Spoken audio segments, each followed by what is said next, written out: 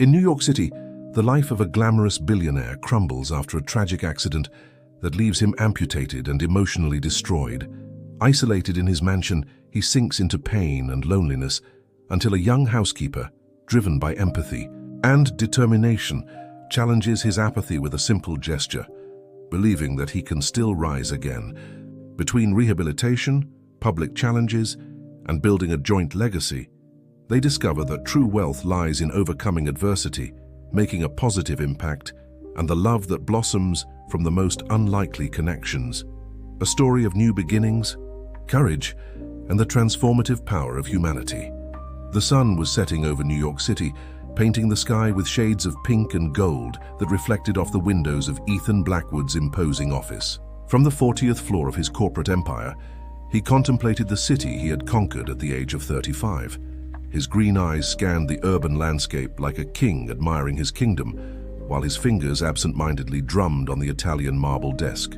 "Mr. Blackwood," his secretary's voice echoed through the intercom. "Miss Taylor is here to confirm the details of your engagement dinner." Ethan smiled, adjusting his Italian silk tie in front of the window's reflection. Olivia Taylor, his future wife, was the embodiment of everything he had always aspired to: beauty, refinement, and impeccable social connections. The marriage would be the pinnacle of his social ascent, the cherry on top of a meticulously planned life. "Send her in, Margaret," he replied, turning to greet his fiancée with a practiced smile. Olivia entered like a gust of perfumed wind, her Chanel dress flowing gracefully. Her Louboutin heels marked a determined rhythm on the marble floor as she approached with a radiant smile. "Darling," she greeted him with 2 kisses on the cheek, "we need to finalize some details. The plaza is confirmed for 300 guests, but we need to decide on the decorations. I was thinking of something classic, with white orchids and—" Ethan listened only partially, automatically agreeing with each suggestion. His mind was already on the cocktail party he would host later in his penthouse, where important executives would sign million-dollar contracts. This was how his life worked, one grand event after another, each more spectacular than the last. "And what about the weekend in the Hamptons?" Olivia asked, interrupting his thoughts. "Is the yacht ready?" "Of course," replied Ethan, picking up his Ferrari keys from the desk. "We'll leave on Friday. I've invited the Vanderbilts and the Astors. It will be a memorable weekend." Ethan's life was a succession of perfectly orchestrated moments. Since leaving his hometown in upstate New York, every step had been calculated with surgical precision. He had started as an intern at an investment bank and, in less than a decade, had built his own financial empire. Now, at 35, he was considered the golden boy of New York, the man who turned everything he touched into gold. That night, in his penthouse overlooking Central Park, Ethan circulated among his guests like a conductor leading an orchestra. Each conversation, each handshake, each toast was a perfectly executed note in his social symphony. Dom Perignon. Champagne flowed like water, while contracts were signed and alliances were forged. Among the guests, a discreet figure caught his attention. She was one of the newly hired staff for the house, a young woman of simple appearance, who moved silently among the guests serving canapés. There was something in her eyes, a quiet dignity that contrasted with the atmosphere of ostentation. "What's your name?" he asked, surprising himself with his own interest. "Sofia Hernandez, sir," she replied with an accent that betrayed her Latina origins. "I started today." Ethan nodded distractedly, already being pulled away by another group of guests. However, something about that brief encounter remained etched in his memory, like a dissonant note in his perfectly tuned melody. The night progressed, and from the top of his penthouse, Ethan observed New York City glittering. Olivia had left earlier, citing commitments the following morning. The last guests were saying goodbye, leaving behind the echo of laughter and promises of new business deals. Alone, Ethan poured himself another glass of champagne. In a few days, he would sign the biggest contract of his career, marry the perfect woman, and definitively consolidate his position in New York's high society. His life was exactly as he had planned, a perfect reflection of success and power. As the staff began to discreetly clean up, he picked up his Ferrari keys. There was a party at an exclusive club in the meatpacking district, and he didn't want to miss the opportunity to celebrate another night of triumph. What Ethan didn't know was that fate was about to completely rewrite the script of his perfect life. The New York night was especially humid that autumn day. Ethan drove his Ferrari through the winding streets of the meatpacking district, the roar of the sports car engine echoing between the historic buildings. His mind wandered between the signed contracts and wedding plans, while raindrops began to dot the windshield. The club was packed when he arrived. More smiles, more champagne, more displays of power and influence. However, for the first time in a long time, Ethan felt an inexplicable emptiness.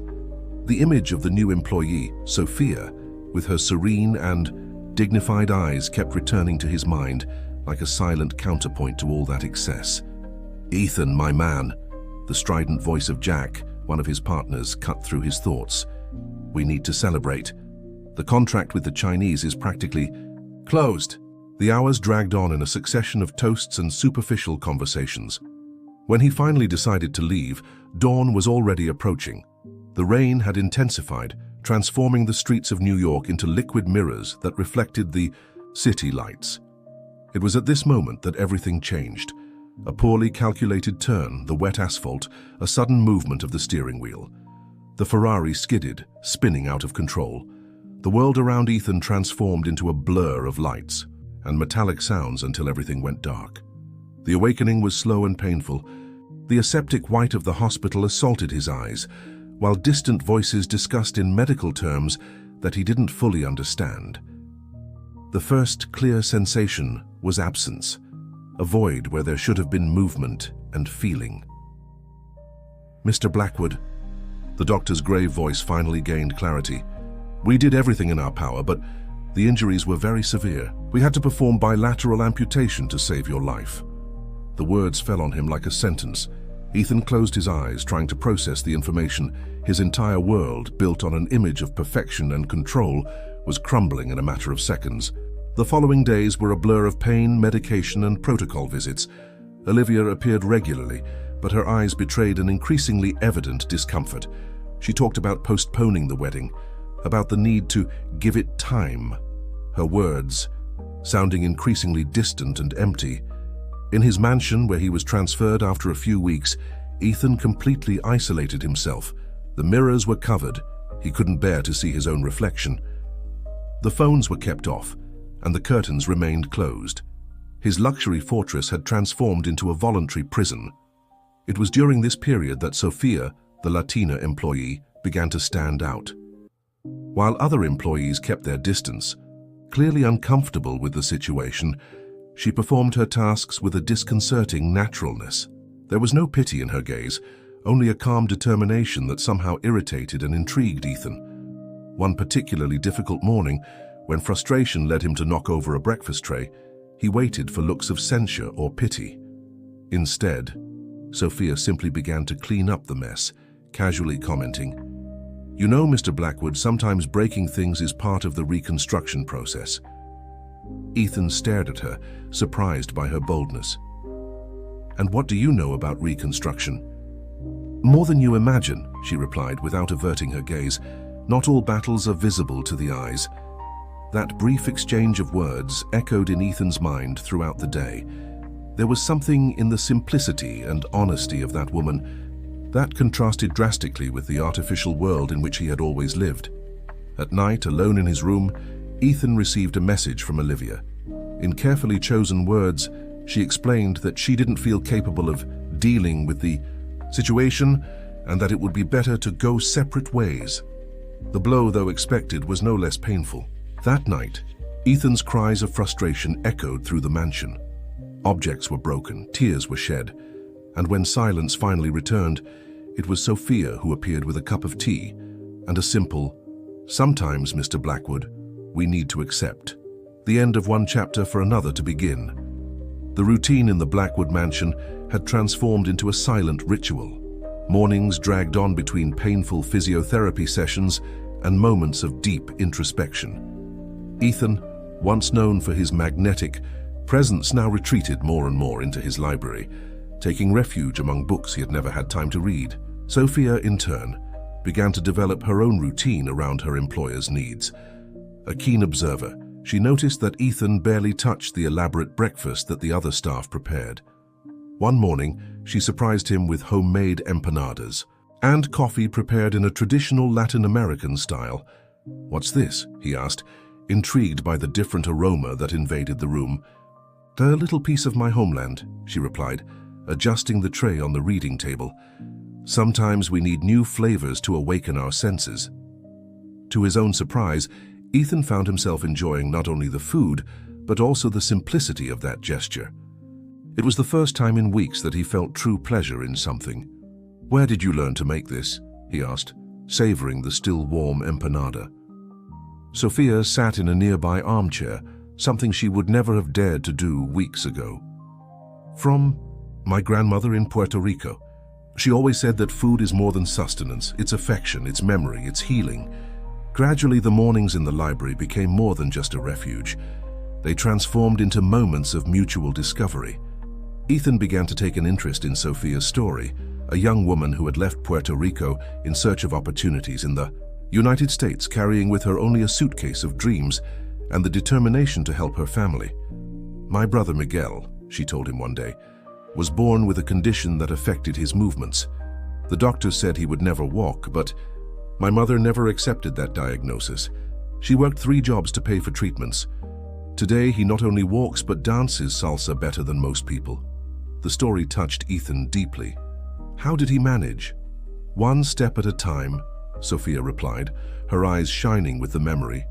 "And, most importantly, never letting his condition define who he was." Sophia's words planted a seed of change in Ethan. Slowly, he began to allow himself small challenges. First, he agreed to remove the cloths covering the mirrors. Then he allowed the curtains to be opened, letting natural light flood the rooms. One day, while watching Sophia organize the books, Ethan noticed something different about her hands. Small cuts and grease stains. "What happened to your hands?" he asked, genuinely concerned. Sophia hesitated for a moment before answering. "I've been studying about prosthetics in my spare time.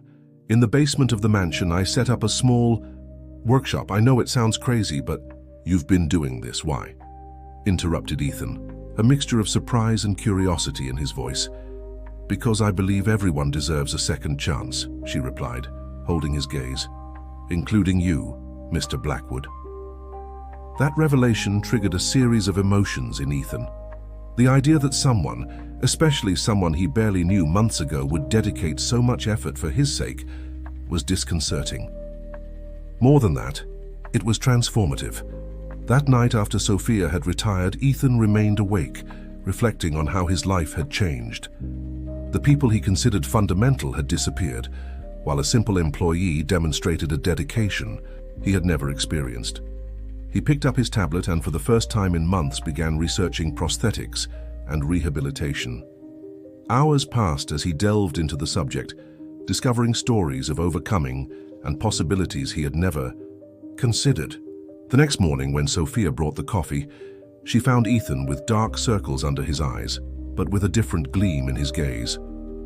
"Show me your workshop," he said, determined. "I want to see what you've been doing." The smile that illuminated Sophia's face at that moment was like a ray of sunlight breaking through clouds after a long storm.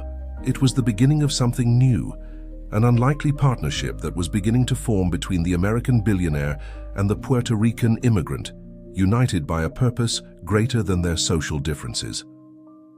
The basement of the Blackwood mansion, once a forgotten space full of dusty antiques, had transformed into something extraordinary. When Sophia turned on the lights, Ethan was impressed with what he saw.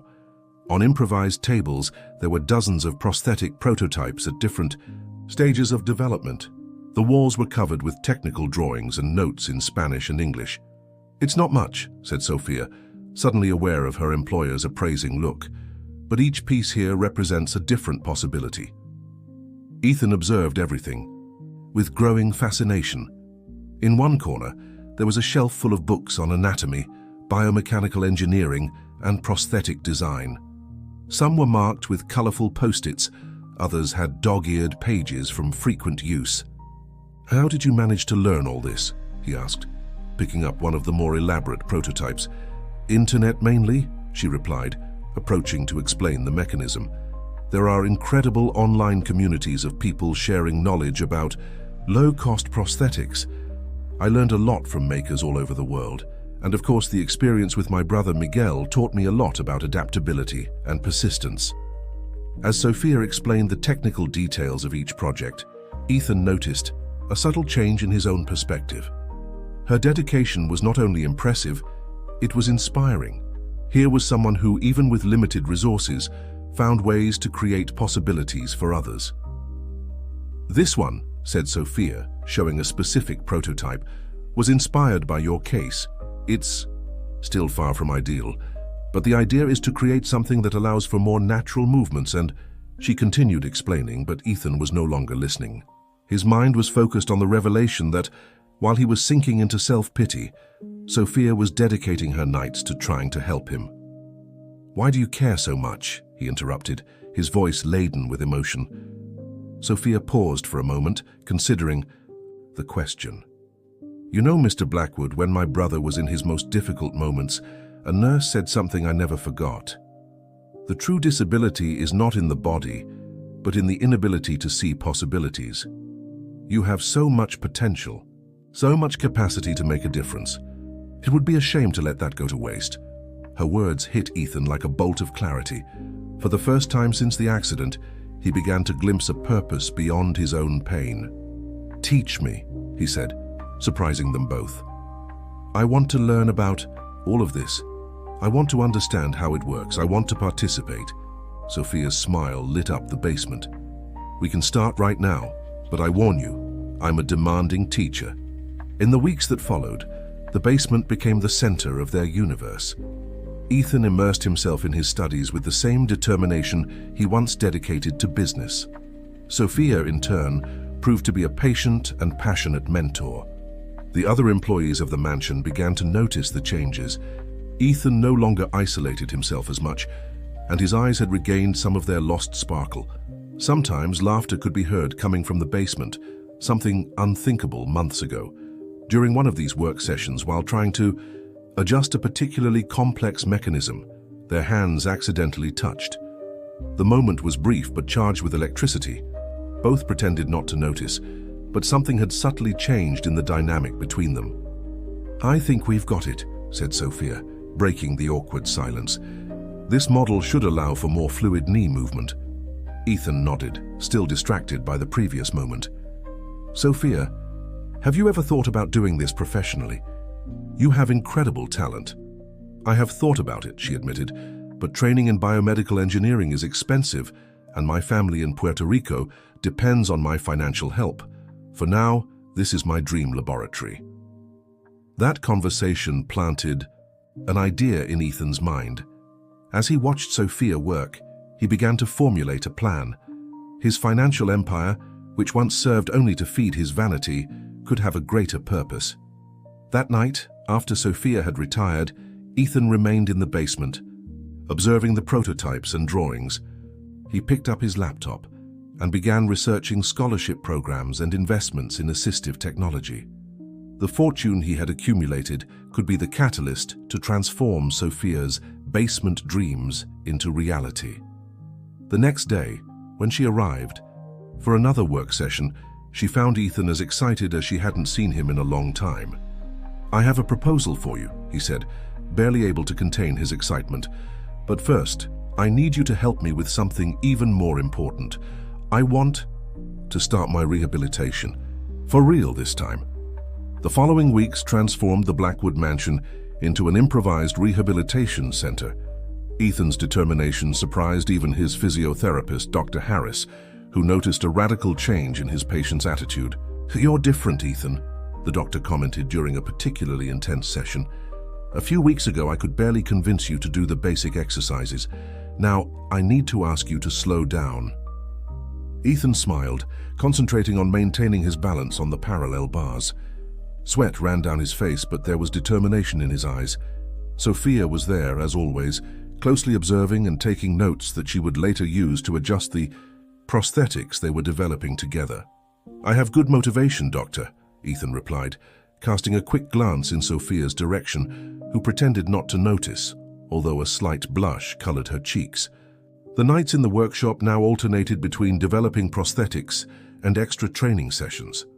Sophia had installed support bars and basic equipment, transforming a corner of the basement into an exercise area. Ethan discovered that the manual work with the prosthetics not only helped him better understand his own recovery process, but also served as a form of therapy. It was during one of these nights that the past knocked on the mansion's door. Olivia Taylor, elegant as always, appeared without warning.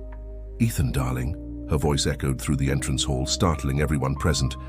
"It's been so long." Sophia, who was coming down the stairs at that moment, froze at the sight of her employer's ex-fiancé. Olivia was everything she wasn't. Sophisticated, wealthy, perfectly suited to Ethan's world. For a moment, she felt out of place in her simple uniform with hands stained with grease. Ethan emerged from his study, leaning on his new experimental prosthetic. The contrast between the Ethan that Olivia had abandoned and the man who now presented himself was notable. Although still in the process of adaptation, his posture conveyed a different, more authentic confidence. "Olivia," he replied, his voice neutral. "What brings you here?" "Oh, darling, I've been thinking a lot about us," she said, approaching in her Jimmy Choo heels. "I made a terrible mistake. I was scared, confused, but now I see that our love is greater than any obstacle." Sophia felt her heart tighten. Silently, she began to retreat towards the basement, her safe haven. Before she could disappear completely, she heard Ethan's voice.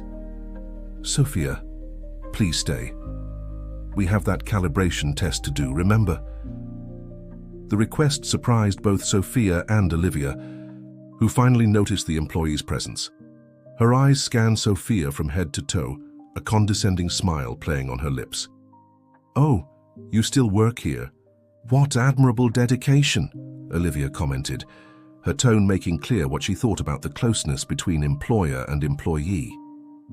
"Sophia doesn't just work here," Ethan replied, his voice firm.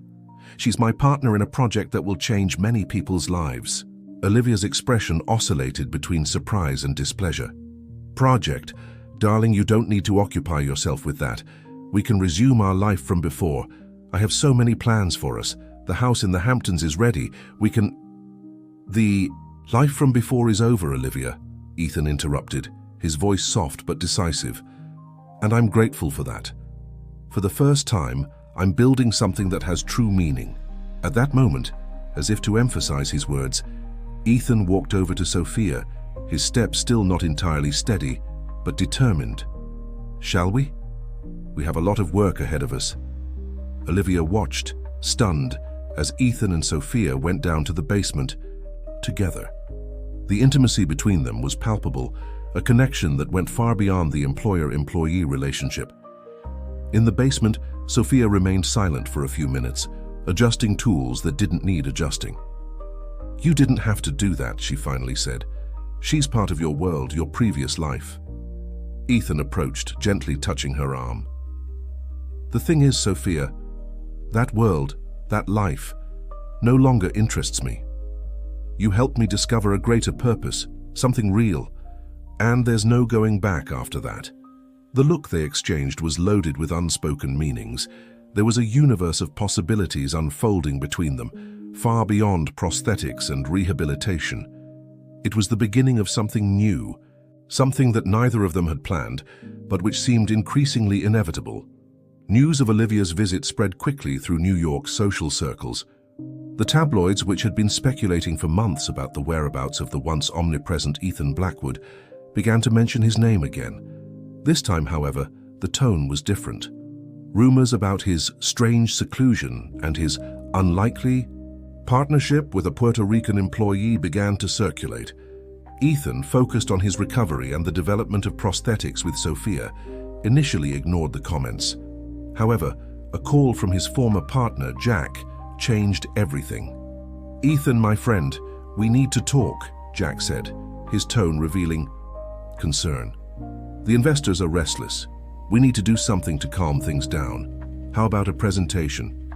Show that you're in control, that you're still the same." "But I'm not the same, Jack," Ethan interrupted. Exactly why.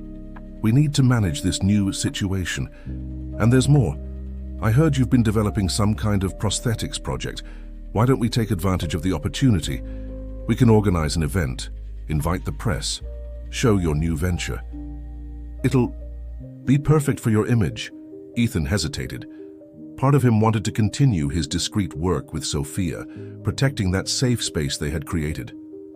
But another part knew that if they really wanted to make a difference, they would need support and investments. When he mentioned the idea to Sophia, he noticed her immediate apprehension. I don't know, Ethan, she said, biting her lower lip. The prototypes aren't ready for a public presentation yet. We need more tests, more adjustments. But think of the possibilities, he argued enthusiastically. With adequate investment, we could develop so much more. Help more people, like your brother Miguel. The mention of her brother touched Sophia deeply. She knew Ethan was right. They needed to think bigger. She agreed to the presentation, but on one condition. They would do it their way, keeping the focus on people, not profits. The following weeks were of intense preparation. The date was set. They would present the project to a select group of investors and journalists at the auditorium of Ethan's company. Sophia worked tirelessly on the final adjustments to the prosthetics, while Ethan dedicated himself to perfecting his movements. On the eve of the presentation, while doing the final tests in the basement, Sophia noticed something different in Ethan's gaze. Are you nervous? She asked, adjusting a screw on the prosthetic. Not for the reason you think, he replied, thoughtful. Tomorrow, for the first time since the accident, I'm going to present myself publicly. But that's not what worries me. It's... He hesitated, searching for the right words. It's the possibility of disappointing you. Sophia stopped what she was doing, surprised by the confession. Disappoint me? What do you mean? You believed in me when I didn't even believe in myself. You transformed this basement into a laboratory of possibilities. You taught me to see beyond limitations. Ethan took a deep breath. And tomorrow, when I go up on that stage, I want to show the world that your faith in me wasn't in vain. Sophia felt her eyes fill with tears. Without thinking, she took Ethan's hand in hers. You've already shown me that every day for the past few months. What happens tomorrow is just a detail. The moment was interrupted by a knock on the door. It was Robert, the butler, announcing that the final arrangements for tomorrow's event were ready. Quickly, Sophia released Ethan's hand and turned her attention back to the tools. I think everything's ready, she said, her voice slightly trembling. Just don't forget what we agreed on. When you feel the click in the right knee, you need to redistribute your weight before taking the next step. Ethan nodded, but his mind was elsewhere.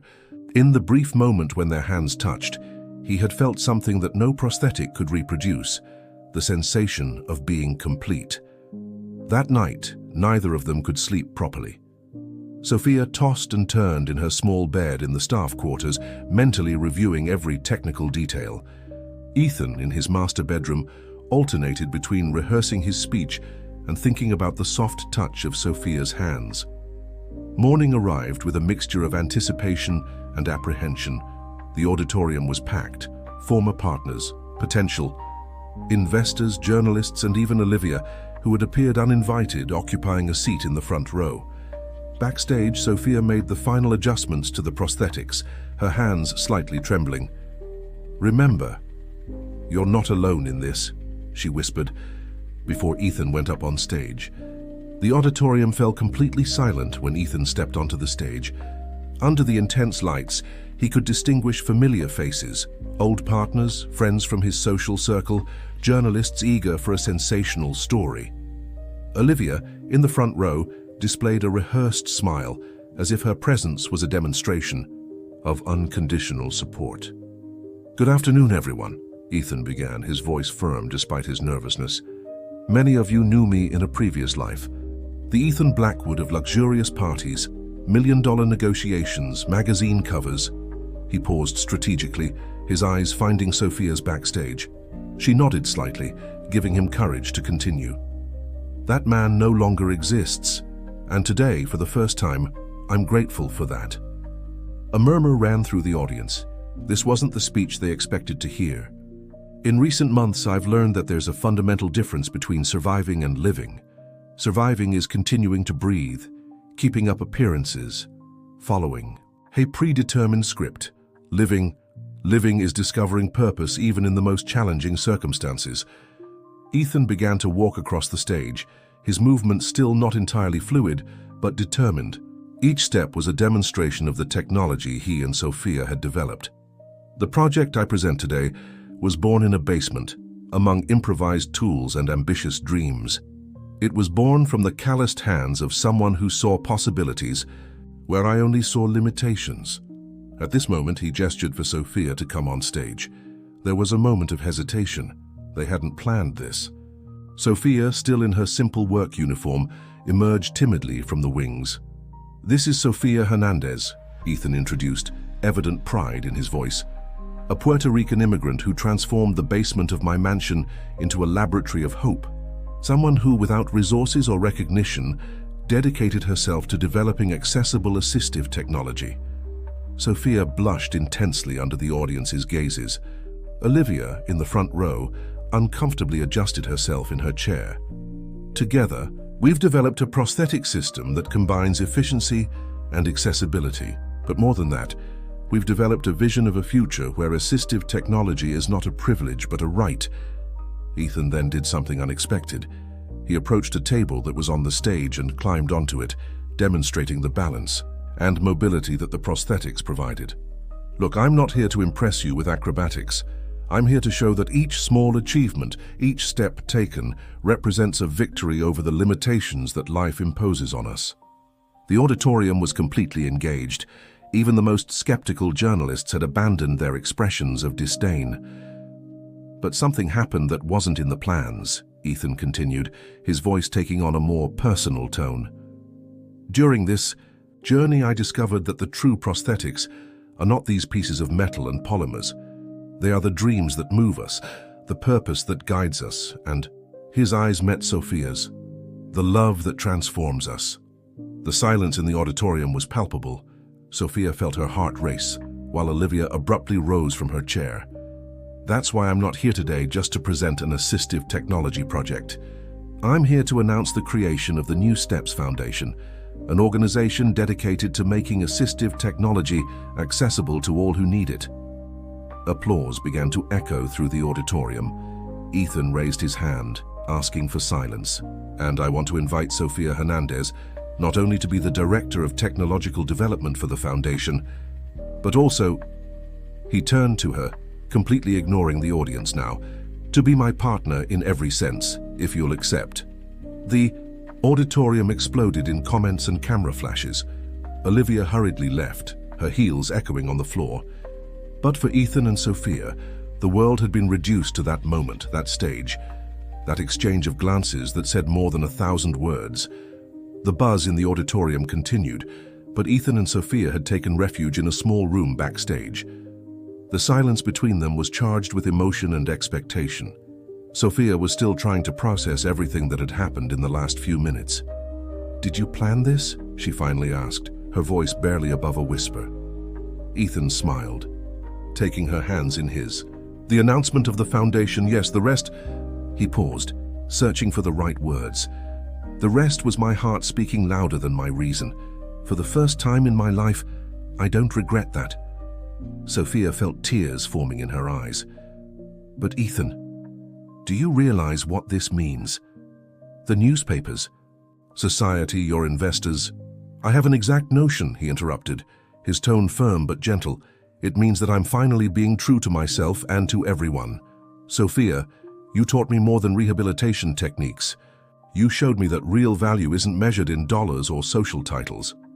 At that moment, they were interrupted by Jack, who hurriedly entered the room. His face was red, and his expression oscillated between concern and excitement.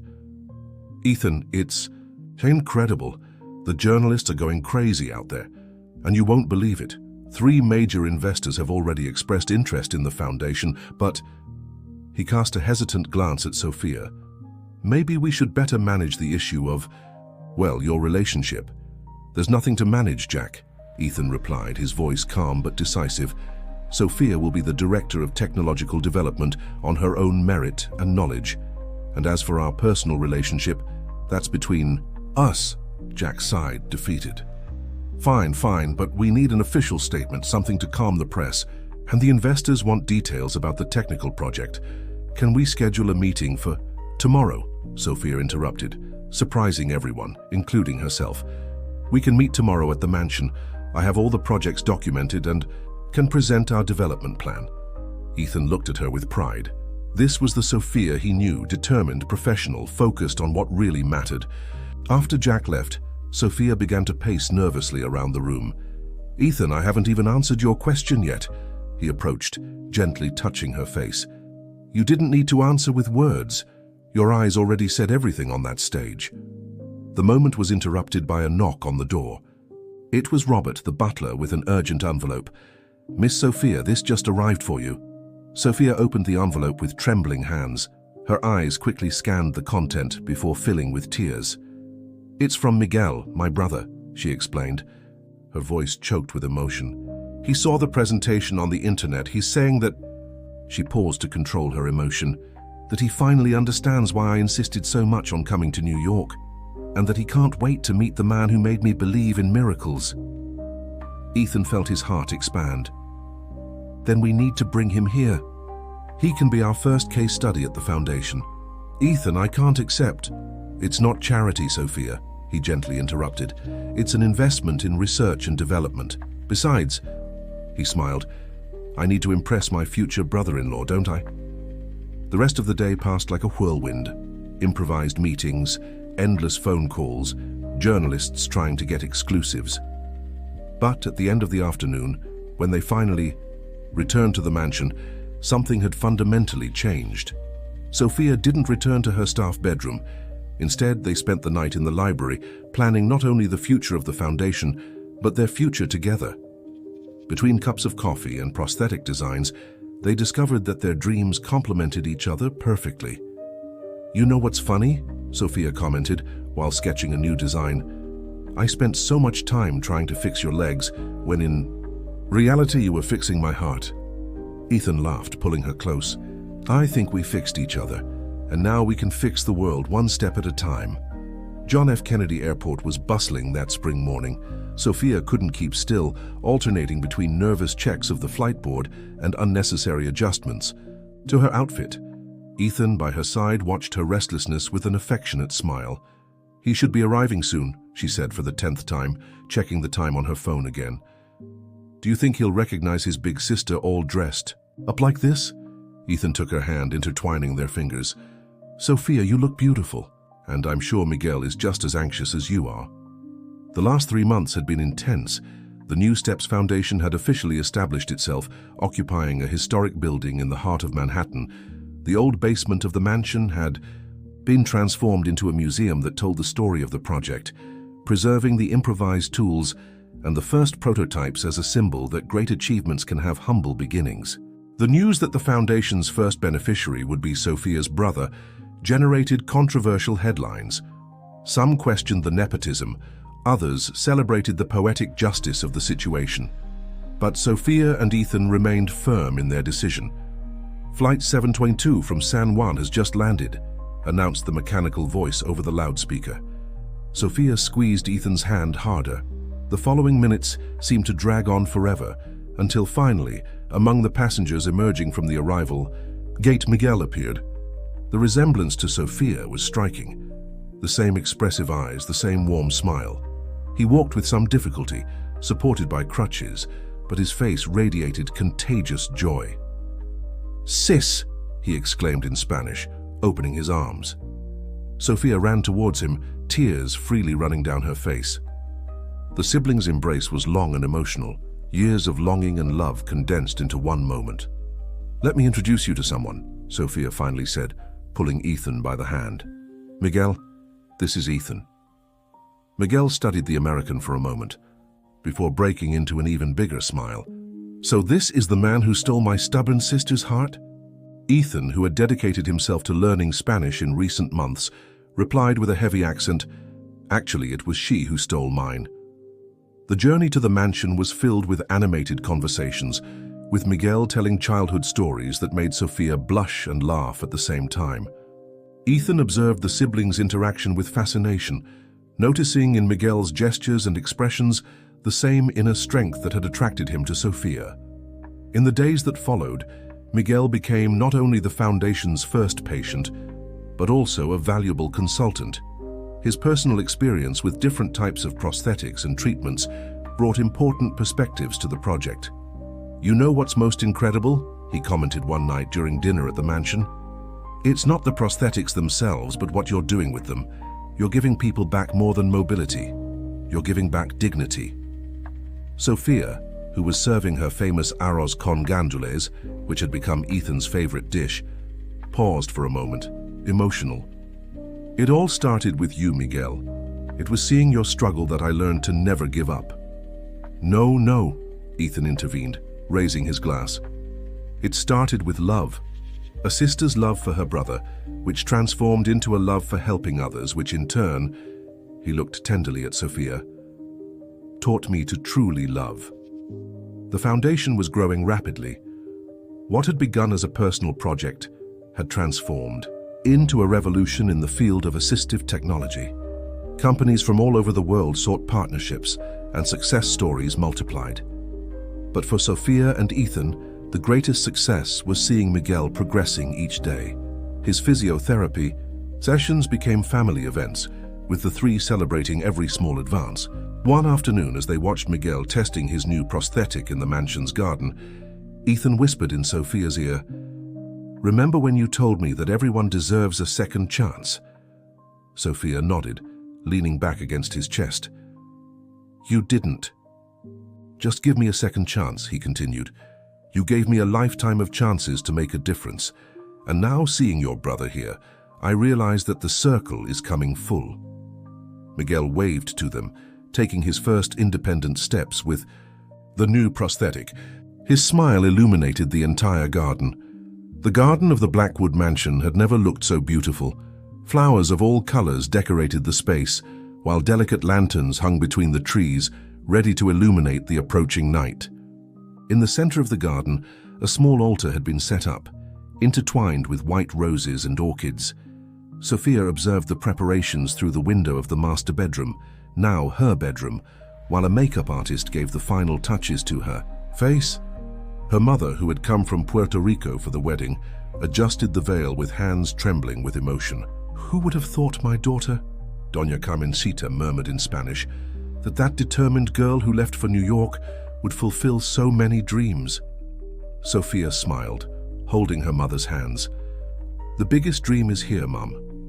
Seeing our family reunited, seeing Miguel walking again." A soft knock on the door interrupted the moment. It was Miguel, impeccable in his best man suit, now walking with ease thanks to the prosthetic developed by the Foundation. "Can I come in?" "The groom is almost having an anxiety attack downstairs," he joked, but his eyes watered at the sight of his sister in her wedding dress. "Sophia, you look—" "Don't make me cry, Miguel," she warned, gently fanning her face to preserve her makeup. "How's Ethan?" "Nervous, emotional, and absurdly happy," Miguel replied with a smile. "Oh, and he asked me to give you this." Miguel handed a small envelope to his sister. Inside was a piece of the graph paper they used to draw prototypes in the basement. On it, Ethan had written in Spanish, with his still somewhat hesitant handwriting, "My love, in a few minutes, I'll be waiting for you at the altar. But before that, I want you to know that you are the greatest project of my life. Not the prosthetics, not the Foundation, but the love we've built. You taught me that true miracles don't happen in laboratories or operating rooms, but in people's hearts. With all my love, Ethan." Sophia carefully folded the paper, keeping it close to her heart. In the garden, guests were already beginning to settle in. It was an intimate ceremony, only with close family and friends. Among them were several beneficiaries of the Foundation, each with their own story of overcoming. Dr. Harris, who had accompanied Ethan's entire journey since the accident, occupied a special place in the front row.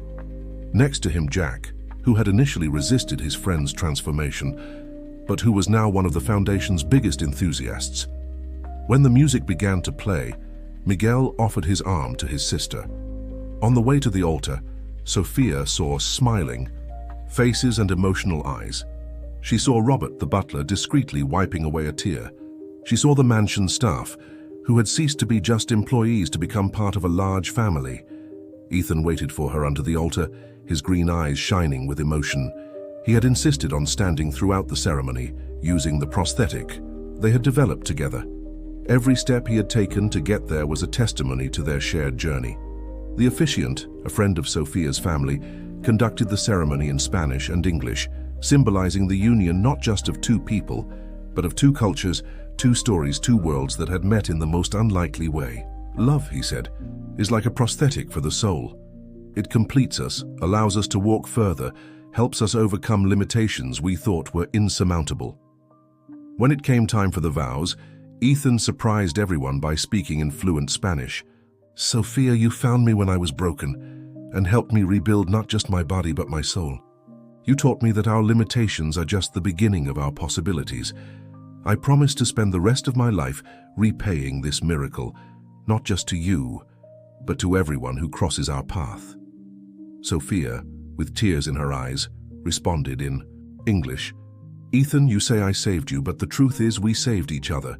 We found in each other not just love, but a greater purpose. I promise to continue this journey by your side, building not just prosthetics, but bridges between dreams and reality."